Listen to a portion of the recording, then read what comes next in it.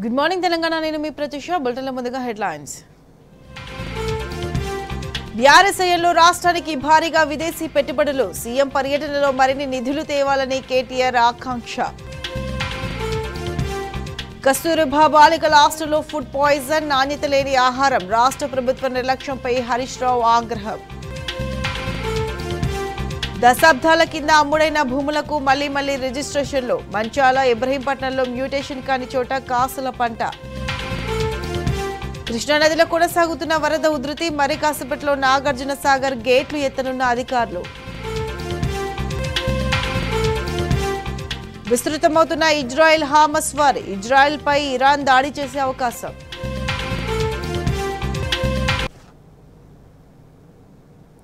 ఇక అప్డేట్ చూస్తే, పెట్టుబడుల ఆకర్షణ కోసం అమెరికాతో పాటు దక్షిణ కొరియాలో పర్యటించేందుకు బయలుదేరి వెళ్లిన తెలంగాణ ప్రతినిధి బృందానికి బీఆర్ఎస్ వర్కింగ్ ప్రెసిడెంట్ కేటీఆర్ శుభాకాంక్షలు తెలిపారు. సీఎం రేవంత్ రెడ్డి, మంత్రి శ్రీధర్ బాబు ఆధ్వర్యంలో భారీ ప్రతినిధి బృందం పెట్టుబడుల కోసం బయలుదేరిన నేపథ్యంలో పెట్టుబడుల ఆకర్షణలో విజయం సాధించాలని ఆకాంక్షించారు. గత 10 సంవత్సరాలలో ఉత్తమ ప్రభుత్వ ఆధ్వర్యంలో అనేక మల్టీనేషనల్ కంపెనీలు, ప్రపంచ దిగ్గజ సంస్థలను హైదరాబాద్కి తీసుకురాగలిగామని కేటీఆర్ అన్నారు. ఈ సందర్భంగా ఆయా కంపెనీలతో తెలంగాణకు ప్రత్యేక అనుబంధం ఏర్పరచగలిగామని తెలిపారు. తెలంగాణలో ఇప్పటికే కార్యకలాపాలు నిర్వహిస్తున్న అనేక దిగ్గజ కంపెనీలతో రాష్ట్రంలో బలమైన వ్యాపార బంధాన్ని ఏర్పరచగలిగామని అన్నారు. తెలంగాణ రాష్ట్రంలో ఉన్న అద్భుతమైన వ్యాపార వాణిజ్య విధానాలు, టీఎస్, ఐపాస్ వంటి అనుమతుల ప్రక్రియ వంటి వాటి వలన ఇప్పటికే తెలంగాణకు తాము తీసుకొచ్చిన కంపెనీలు తమ విస్తరణ ప్రణాళికలో కూడా రాష్ట్రానికి ప్రాధాన్యత ఇస్తున్నట్లు కేటీఆర్ తెలిపారు.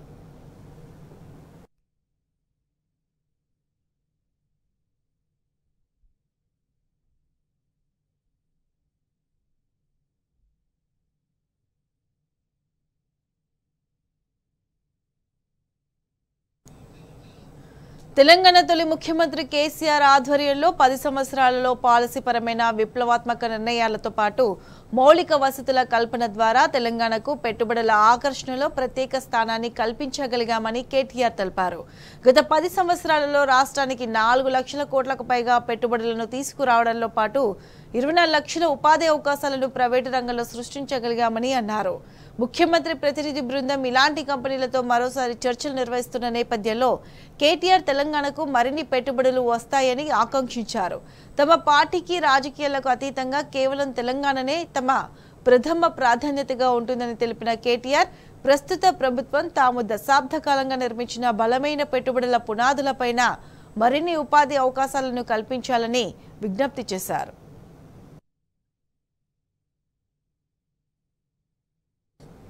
సీఎం రేవంత్ ఊరఫ్ గుంపు మేస్త్రికి పెద్ద చిక్కే వచ్చి పడింది. తనను తాను గుంపు మేస్త్రిగా పోల్చుకున్న ఆయనకు ఇప్పుడు ఆ పోలిక అస్సలు నచ్చడం లేదట.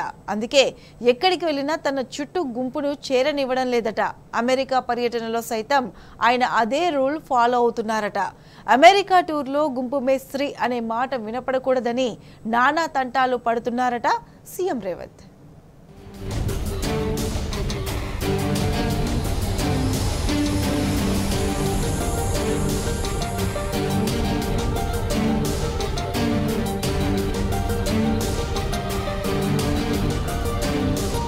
సీఎం అయ్యాక కూడా రేవంత్ రెడ్డిని గుంపు మేస్త్రి ఇమేజ్ వెంటాడుతోంది. ఆ పోలిక నుంచి బయటపడేందుకు విశ్వ ప్రయత్నాలు చేస్తున్నారు. చుట్టూ నలుగురున్నా వాళ్లకు తనకు మధ్య కొంచెం డిస్టెన్స్ ఉండేలా చూసుకుంటున్నారు. అమెరికా టూర్ కు కూడా ఇదే ప్లాన్ అమలు చేశారు. అధికారిక అమెరికా టూర్ పై సీఎంఓ కనీసం ఒక ప్రకటన కూడా ఇవ్వలేదు.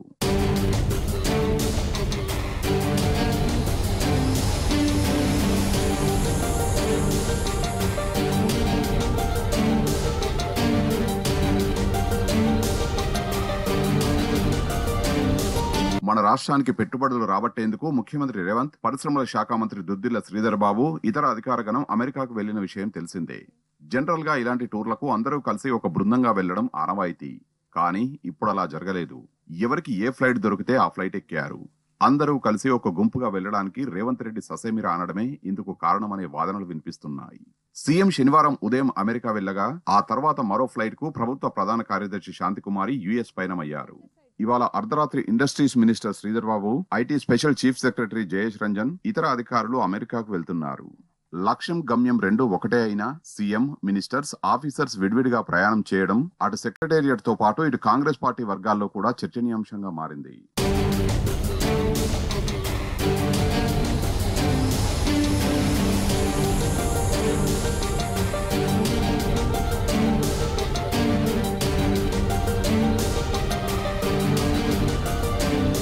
ఇదంతా సీఎం రేవంత్ తనకు తాను బిగించుకున్న చిత్రమే అన్నది మెజారిటీ విశ్లేషకుల అభిప్రాయం.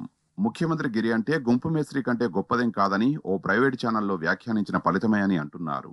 వాస్తవానికి సీఎంగా విధులు నిర్వర్తించడం అంటే అదేదో రాకెట్ సైన్స్ కాదని మాట్లాడితే సరిపోయేది.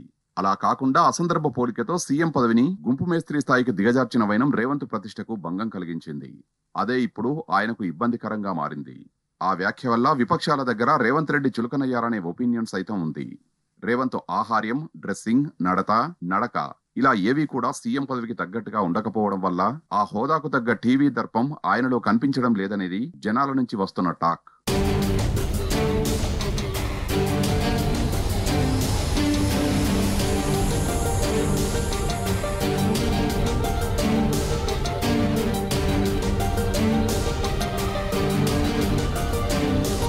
ముఖ్యమంత్రి అంటే సాదాసీదా మనిషా? ఒక రాష్ట్రానికి అధిపతి. అటు పరిపాలనలో ఇటు రోజువారీ కార్యకలాపాల్లో ఆయన ఏది చెప్తే అదే రూల్. తిరుగులేని పవర్ సెంటర్, ఎదురులేని అడ్మినిస్ట్రేటర్. అందుకు తగ్గట్టే ఆయనకు సహకరించేందుకు అధికారులు, మంత్రులు, ఇతర మంది మార్బలం హంగు ఉంటుంది. అయితే రేవంత్ రెడ్డికి మాత్రం ఈ ఫార్మాలిటీ తనను నిలబెట్టి నిలదీసినట్టుగా ఫీల్ అవుతున్నారు. క్షణికావేశంలో గుంపు మేస్త్రి అని చేసిన కామెంట్ ఆయనకు పర్యాయపదంగా మారింది. ఎటు వెళ్లినా తన చుట్టూ జనం ఉంటే చాలు ఆయనకు గుంపు మేస్త్రి అన్న పదమే గుర్తొస్తున్నదట. అందుకే ఒక్క అమెరికా టూర్లోనే కాదు, అధికారిక, అనధికారిక కార్యక్రమాల్లో కూడా ఎక్కడ ఆయన గుంపులో గోవిందయ్యలా కనబడడానికి ఇష్టపడడం లేదట. తన చుట్టూ జనాలు గుంపుగా కనిపించకుండా కొంచెం ఎడంగా ఉండేలా రేవంత్ జాగ్రత్త పడుతున్నారట. ఆ దిశగా సెక్యూరిటీ సిబ్బంది, పోలీస్ అఫీషియల్స్ కు సైతం స్పష్టమైన ఆదేశాలు వెళ్లాయని టాక్.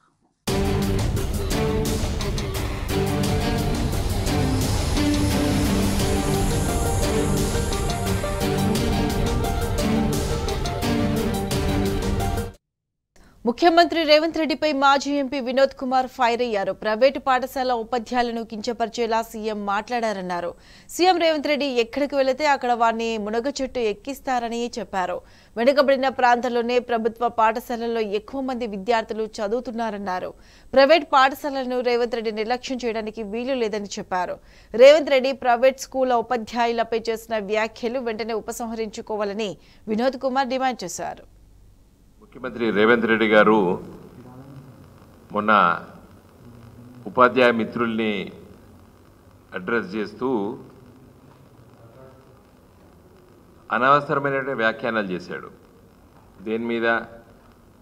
ప్రైవేట్ రంగంలో ఉన్నటువంటి పాఠశాలలు, కళాశాలలు పనిచేస్తున్నటువంటి ఉపాధ్యాయ మిత్రుల పైన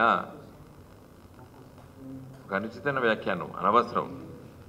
10th ఫెయిల్ అయినోడు, ఇంటర్మీడియట్ ఫెయిల్ అయినోడు, డిగ్రీ ఫెయిల్ అయినోళ్ళు టీచర్లుగా పనిచేస్తున్నారు అని మాట్లాడాడు. ఆయన ఎందుకు మాట్లాడాడంటే, మీకు అందరికీ తెలుసు, పత్రికా మిత్రులకైతే ఇంకా బాగా తెలుసు మా అందరికంటే, ఎక్కడ ఎవరు ఉంటే వాళ్ళను సంబోధిస్తూ వాళ్ళకు మన మునుగజెట్టెక్కిస్తాడు.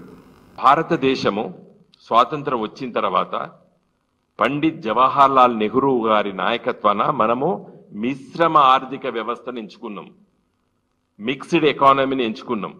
అటు ప్రభుత్వ రంగం ఉంటుంది, ప్రైవేట్ రంగం ఉంటుంది. కించపరచదు. నువ్వు దాంట్లో ప్రైవేట్ రంగం పైన నీకు సూపర్వైజరీ అథారిటీ నీ చేతిలో ఉన్నది, ప్రభుత్వం చేతిలో ఉన్నది. నువ్వు 10th క్లాస్ ఫెయిల్ అయిన టీచర్ ఉన్నాడంటే అది నీ తప్పు రేవంత్ రెడ్డి. ఇవాళ డిగ్రీ ఫెయిల్ అయినటువంటి టీచర్ ప్రైవేట్ స్కూల్లో పనిచేస్తే దట్ ఈస్ యువర్ మిస్టేక్. నీకు ఆర్టీఏ యాక్ట్ ఏం చెప్తుంది? కంపల్సరిగా ట్రైన్డ్ టీచర్స్ ఉండాలని చెప్తారు. నా దృష్టిలో ప్రైవేట్ రంగంలో ఉన్నటువంటి స్కూళ్ళల్లో మీరు చెప్పిన మాట ఒక 10 ఏళ్ల కింద 20 ఏళ్ల కింద ఉన్నా కానీ గత 15-20 ఇయర్స్ నుండి ఈ యాక్ట్ వచ్చిన తర్వాత కంపల్సరిగా ప్రతి ప్రైవేట్ స్కూల్లో కూడా ట్రైన్డ్ టీచర్స్ ఉండేటట్టు చూస్తున్నారు, ప్రభుత్వాలు చూస్తున్నాయి. కాంగ్రెస్ తీరుపై మండిపడ్డారు బీఆర్ఎస్ నేత రాకేష్ రెడ్డి. అసెంబ్లీ ఎన్నికల్లో అడ్డగోలు హామీలు ఇచ్చి నిరుద్యోగులను వాడుకుని అధికారం రాగానే యువతను నిండా ముంచారన్నారు. జాబ్ క్యాలెండర్ చూసి చిన్నపిల్లలు కూడా నవ్వుకుంటున్నారని చెప్పారు. జాబ్ క్యాలెండర్లో జాబ్ లేదు, క్యాలెండర్ లేదని దుయ్యబట్టారు. న్యాయం కోసం వచ్చిన నిరుద్యోగులను నిర్బంధించడమే ప్రజాపాలన అని ప్రశ్నించారు. ఎన్నికల సందర్భంగా ఈ యువతను ఊరు వాడ తిప్పి షేను శెలకా తిప్పి గద్దెనెక్కించి వాళ్ళను అధికారంలో తీసుకొస్తే అదే కాంగ్రెస్ పార్టీ గద్దల్లాగా వాళ్ళని ఎత్తుకెళ్ళి ఈరోజు కేసుల పాలు స్టేషన్ల పాలు చేస్తూ ఉన్నది. ఇది చాలా దుర్మార్గం. ఇది కాంగ్రెస్ పార్టీ గెలిచిందంటే దానికి ప్రధాన కారణం ఈ రాష్ట్రంలో ఉన్నటువంటి యువత, ఈ రాష్ట్రంలో ఉన్నటువంటి నిరుద్యోగులు. కానీ ఆ నిరుద్యోగ యువతనే ఈరోజు వాళ్ళ కష్టాలను వినకుండా, ఈరోజు వాళ్ళ కన్నీళ్లను తుడవకుండా, ఈరోజు వాళ్ళను కొట్టి వాళ్ళని కేసుల పాలు చేసి వాళ్ళ మీద అరాచకం చేయడం చాలా దురదృష్టకరం. మా కష్టాలు చెప్పుకుందామని వెళ్ళినటువంటి జియో 46 బాధితుల మీద ఈరోజు పిడిగుద్దులు గుద్ది అర్ధరాత్రి 1:30కు వాళ్ళను అరెస్టు చేసి వాళ్ళను ఒక్కో దగ్గర 10 మందిని 20 మందిని వదిలి దాని తర్వాత కొంతమందిని అరెస్ట్ చేసి తీసుకెళ్లడం జరిగింది. సాయంకాలం నిన్న రాత్రి 11 గంటల వరకు దీక్ష చేస్తే కూడా కనీసం కాంగ్రెస్ పార్టీ నాయకుడు ఒక్కడు కూడా పట్టించుకున్నటువంటి నాదులు లేడు. ఒక మంత్రి కూడా వాళ్ళతో మాట్లాడేటువంటి పాపాన ఓలే. ఇదా ప్రజాపాలన? ఇదా మీరు తీసుకొచ్చినటువంటి మార్పు? జాలి, దయ, కరుణ, కనికరం అనేటువంటిది మీ డిక్షనరీలో అసలు లేనట్టున్నది. అసెంబ్లీ సమావేశాల్లో చివరి రోజున చివరి ఘట్టంలో ఒక తెల్ల కాగితాన్ని నిరుద్యోగుల ముందు పెట్టి వాళ్ళ ఆశల మీద నీళ్లు జల్లింది ఈ ప్రభుత్వం. ఈ జాబ్ క్యాలెండర్ చూసి స్కూల్ పిల్లలు సైతం నవ్వుకుంటున్నారు. సరే, ఇది డేట్ లేదు కాబట్టి ఇది క్యాలెండర్ కాదు, కనీసం జాబులన్నా ఏమైనా ఉంటాయా అని చెప్పేసి నేను మొత్తం ప్రతి లైన్ టు లైన్ చదివిన. ఇల్లు ఎక్కడైనా జాబులు ఉన్నాయా అని చెప్పేసి మైక్రోస్కోప్ పెట్టి చూసినా, భూతద్దం పెట్టి చూసినా కూడా ఇల్లు ఒక్క జాబ్ కూడా కనబడతలేదు. ఇది ఉద్యోగ క్యాలెండర్ కాదు, ఇది ఉత్తి క్యాలెండర్, ఉత్తిత్తి క్యాలెండరు, ఒళ్ళెక్కల క్యాలెండర్. ఇది సిగ్గుండాలే. ఇది జాబ్ క్యాలెండర్ అని చెప్పడానికి కొంచెమన్నా సిగ్గుండాల. మైసూర్ పాకులో మైసూర్ లేకపోయినా కనీసం పాకు ఉంటుంది, మైసూర్ బజ్జీలో మైసూర్ లేకపోయినా బజ్జీ ఉంటుంది, బొంబాయి రవ్వలో బొంబాయి లేకపోయినా కనీసం రవ్వ ఉంటుంది. కానీ ఈ జాబ్ క్యాలెండర్లో ఇలా జాబు లేదు, క్యాలెండరు లేదు. ఇది మీ జాబ్ క్యాలెండర్, ఉత్తి కాగితం. ఇది దీనికో ఆథెంటిసిటీ లేదు, దీనికో సిగ్నేటరీ లేదు, ఏది లేదు. అంటే ఇచ్చిన హామీలను నెరవేర్చకుండా జాబ్ క్యాలెండర్ను రిలీజ్ చేసి జారుకుందామనేటువంటి ఒక ప్రయత్నం చేస్తూ ఉన్నారు మీరు. ఇది జాబ్ క్యాలెండర్ కాదు, జారుకునే క్యాలెండరు. ఈ ప్రభుత్వం నుండి ఇంతకంటే గొప్ప క్యాలెండర్ ఏమి ఎక్స్పెక్ట్ చేయలేం. ఎందుకంటే ముఖ్యమంత్రి ఏమో పేగులు మెడకేసుకుంటా అంటాడు, ఒక మంత్రి ఏమో చెప్తూనే కొడతా అంటాడు, ఒక ఎమ్మెల్యేనేమో తోలు తీస్తా అంటాడు, ఇంకో ఎమ్మెల్సీ అంతు చూస్తా అంటాడు. వీళ్ళని చూస్తూ ఉంటే ఆ డిస్కవరీ ఛానల్లో చూసినటువంటి అమెజాన్ అడవులు గుర్తొస్తున్నాయి నాకైతే. వీళ్ళ ప్రభుత్వాన్ని చూస్తుంటే డిస్కవరీ ఛానల్లో చూసినటువంటి అమెజాన్ అడవులు గుర్తొస్తూ ఉన్నాయి. వీళ్ళ మంత్రులు, ఎమ్మెల్యేలు, ఎమ్మెల్సీలు కొందరిని చూస్తూ ఉంటే అమెజాన్ అడవుల్లో ఉన్నటువంటి వింత వింత జీవరాశులు గుర్తుకొస్తున్నాయి. అంత వింతగా ప్రవర్తిస్తూ ఉన్నారు. అరే, మా యువతకి ఇచ్చినటువంటి హామీల సంగతి ఏంది అని చెప్పేసి బీఆర్ఎస్ పార్టీ ఎమ్మెల్యేలు అసెంబ్లీలో ప్రభుత్వాన్ని ప్రశ్నించేటువంటి ఒక ప్రయత్నం చేస్తూ ఉంటే ఎమ్మెల్యే ఏం మాట్లాడతాడు? తోలు తీస్తా, అంతు చూస్తా, బయటికి రండి, తడాకా చూపిస్తా. నువ్వు కుస్తీ పట్టాలనుకుంటే నువ్వు కుస్తీ పోటీలో పోవాలి. అసెంబ్లీకి ఎందుకు వచ్చినా నువ్వు? ఈ మాత్రం భాష మాట్లాడడానికి అసెంబ్లీ కనుక రావాలన్నా నీ గల్లీలో మాట్లాడుకోవచ్చు. సైబరాబాద్ కమిషనరేట్ షాద్నగర్ పిఎస్ పరిధిలో దారుణం జరిగింది. దొంగతనం ఒప్పుకోవాలంటూ దళిత మహిళపై షాద్నగర్ పోలీసులు 3rd డిగ్రీ ప్రయోగించారు. కొడుకు ముందే చిత్రహింసలు పెట్టారు. వారం కిందట జరిగిన ఈ ఘటనపై విచారణ జరిపి బాధ్యులపై చర్యలు తీసుకోవాలని దళిత సంఘాలు డిమాండ్ చేస్తున్నాయి.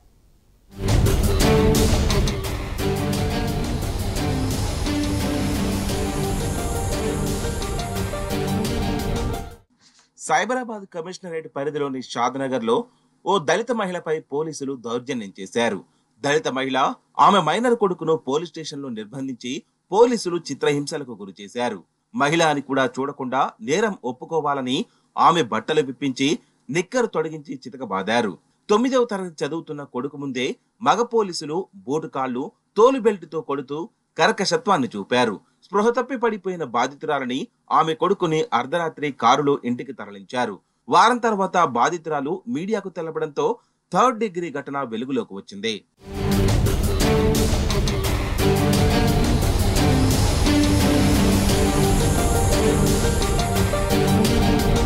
షాద్నగర్లోని అంబేద్కర్ కాలనీలో నివాసం ఉండే నాగేందర్ ఇంట్లో 22 తులాల బంగారం, 2 లక్షల రూపాయల నగదు చోరీకి గురైంది. గత నెల 24న పోలీసులకు ఫిర్యాదు చేశాడు. ఇంటి పక్కన కూలీ పని చేసుకునే బతికే సునీత, భీమయ్య దంపతులను అనుమానించాడు. కేసు నమోదు చేసుకున్న షాద్నగర్ డిటెక్టివ్ ఇన్స్పెక్టర్ రామరెడ్డి బృందం భీమయ్య, సునీతను అదుపులోకి తీసుకొని విచారించారు. ఆ రోజు భీమయ్యను వదిలేసి 9వ తరగతి చదువుతున్న వాళ్ల కొడుకును పోలీస్ స్టేషన్ కు పిలిపించి తల్లితో పాటు లాకప్ లో కూర్చోపెట్టారు. దొంగతనం ఒప్పుకోవాలంటూ 3rd డిగ్రీ ప్రయోగించినట్లు బాధితురాలు తెలిపింది.